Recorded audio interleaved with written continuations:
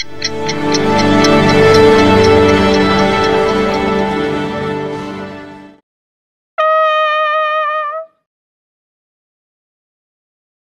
acuerdo a la experiencia que has tenido,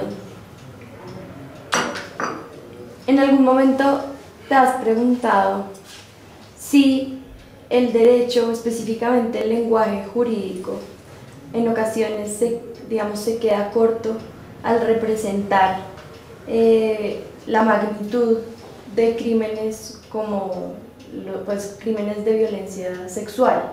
No, sin duda, hay una reticencia de parte de los operadores jurídicos a todos los niveles para llamar las cosas por su nombre en materia de violencia sexual. No de ahora, es histórica. En Nuremberg, en el Tribunal de Nuremberg, el fiscal general, que por lo demás habían hecho un trabajo excelente, les dijo a los jueces que iba a omitir toda referencia a la violencia sexual porque era terrible oírlo. Y ahí desapareció. Pero lo peor es que eso sigue siendo bastante una constante hoy día.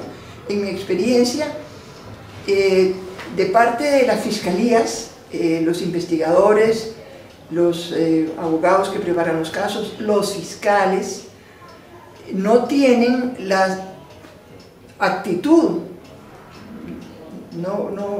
podemos llamarlo capacitación, podemos llamarlo sensibilidad, no están preparados para tratar con las víctimas de la violencia sexual en todas sus manifestaciones. Tampoco pienso yo, por mi experiencia, que están muy preparados para tratar con las víctimas mujeres. Tratan de evitarlas. Y yo te podría decir, por ejemplo, que ahora que en la Corte Penal Internacional, por primera vez en los estados de justicia internacional, las víctimas pueden participar en los procedimientos. El número de víctimas mujeres frente al número de víctimas hombres, las mujeres somos tal vez, las víctimas son tal vez el 25% de lo que llevamos visto hasta ahora. ¿Y por qué? Porque a los investigadores les resulta más fácil relacionarse o tratar con delitos que tienen que ver con los hombres a tratar delitos que tienen que ver con las mujeres. Y aquí quisiera hacer un aporte, digamos una especie de paréntesis, porque es muy importante que comencemos también a darnos cuenta que lo que nos pasa a las mujeres en los conflictos armados no es solamente la violencia sexual.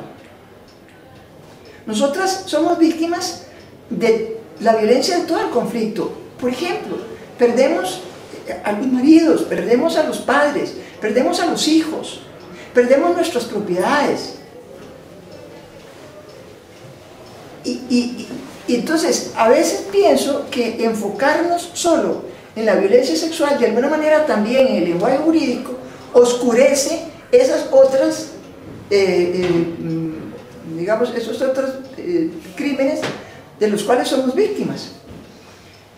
Pero obviamente que el tema de la reticencia a llamar las cosas por su nombre no es solo por parte de las fiscalías, viene también de parte de los jueces. A los jueces no les gusta oír esas cosas, lo evaden, no saben cómo interrogar a las víctimas, sobre todo los jueces varones, pero no solamente los varones, incluso las juezas mujeres, les rehuyen a eso.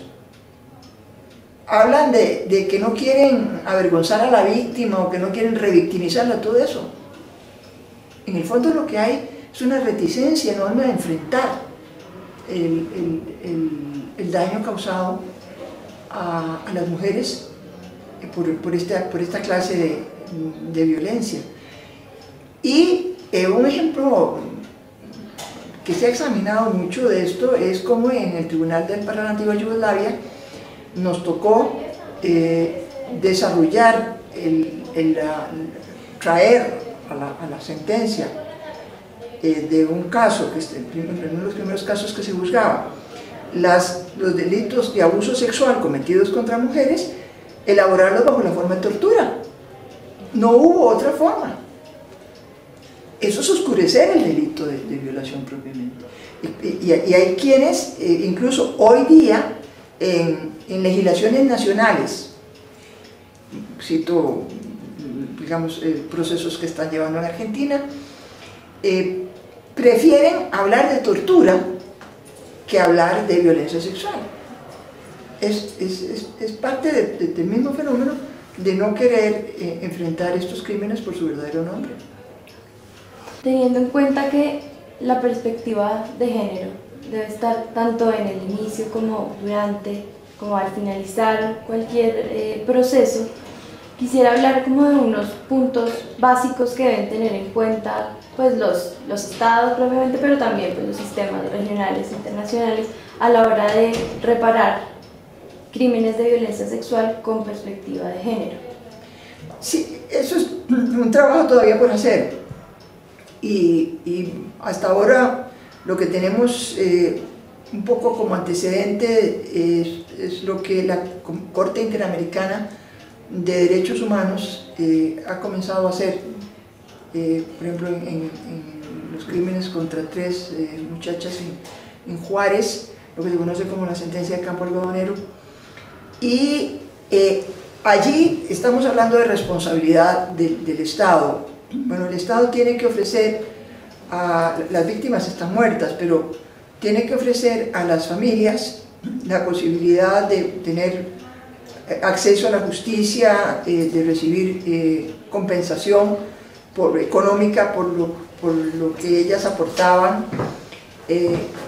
Pero supongamos que ya vamos a hablar de reparaciones a las víctimas, a las que sobreviven.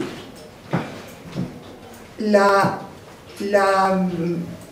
reparación no es solamente económica, estamos hablando de compensación, estamos hablando de restitución, estamos hablando de los derechos que las víctimas, que son las que han sufrido daños por los delitos cometidos, están en capacidad de recibir para seguir adelante con sus vidas. Te podría dar un ejemplo.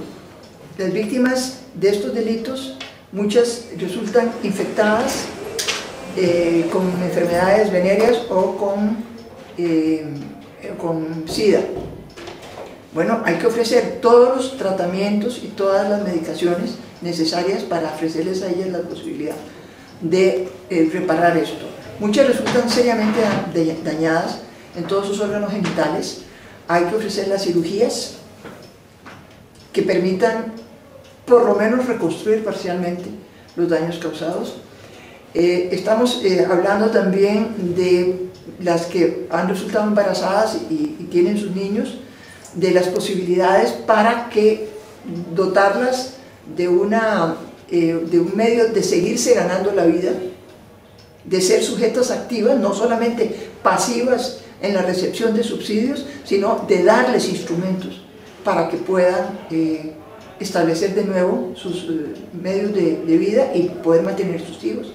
En fin, hay toda una gama de medidas de reparación y también de restitución.